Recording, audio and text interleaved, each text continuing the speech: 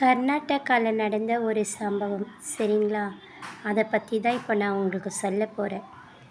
கர்நாடகாவில் ஒரு பொண்ணை ஒரு வீட்டில் இருக்கிறவங்க போய் பொண்ணு கேட்டிருக்காங்க.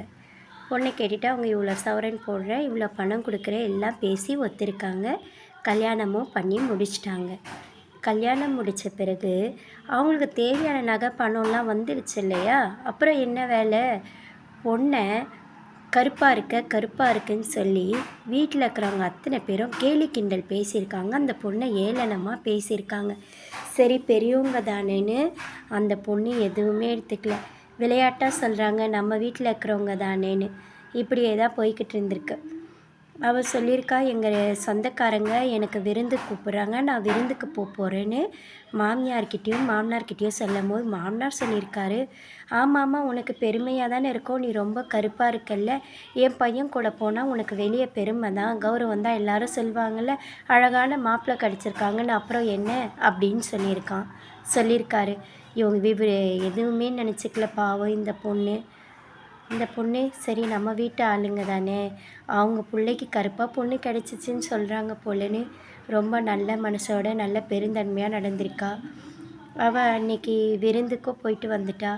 விருந்துக்கு போயிட்டு வந்த உடனேவே கேட்டிருக்காங்க, விருந்தில் போயிட்டு வந்து எப்படி இருந்தது, என்ன சொன்னாங்கன்னு. எல்லாரும் சொன்னாங்க, உன் மனசுக்கு ஏற்ற மாதிரி நல்ல மாப்பிள்ளை கிடச்சிருக்கா, நீ கொடுத்து வச்சுருக்கணும்னு சொன்னாங்க.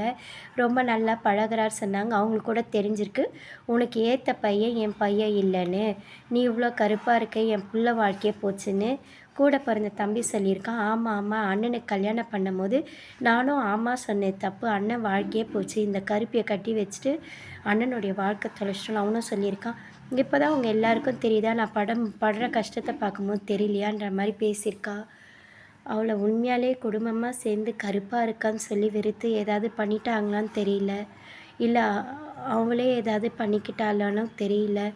வீட்டுக்கு கால் பண்ணி இந்த மாதிரி ரொம்ப நேரம் கதவு தட்டணும், கதவு திறக்கல, அதுக்கப்புறம் கதவை உடச்சிட்டு உள்ளே போய் பார்த்தா உங்கள் பொண்ணு இறந்துருக்கான்னு வீட்டில் இருக்கிறவங்களுக்கு கால் பண்ணி சொல்லியிருக்காங்க.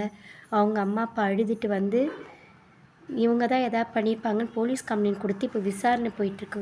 ஒன்று தாங்க சொல்லுவேன், அழகு, கலரு, ஊனம், ஒரு குள்ளம், இதெல்லாம் ஒரு குறைபாடே இல்லைங்க, மனசு தாங்க. வெள்ளையாக இருந்துட்டு என்ன தப்பு வேணாலும் செஞ்சால் பரவாயில்லையா?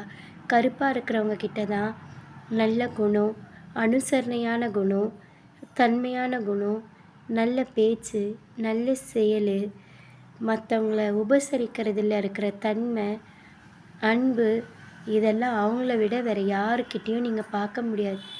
மனசு தாங்க முக்கியம். மனசை பாருங்கள். கல்யாணத்துக்கு முன்னாடி காதலை சொல்கிறதுக்கு முன்னாடி இருக்கிற குறை நிறைய பார்த்துட்டு சொல்லுங்கள். காதலித்த பிறகு உயிர் எடுக்கிறதும் வேணான்னு வைக்கிறதும், கல்யாணமான பிறகு குத்தி காமிக்கிறதும் பேசுகிறதெல்லாம் ரொம்ப இழிவான கேடுகெட்ட செயல்.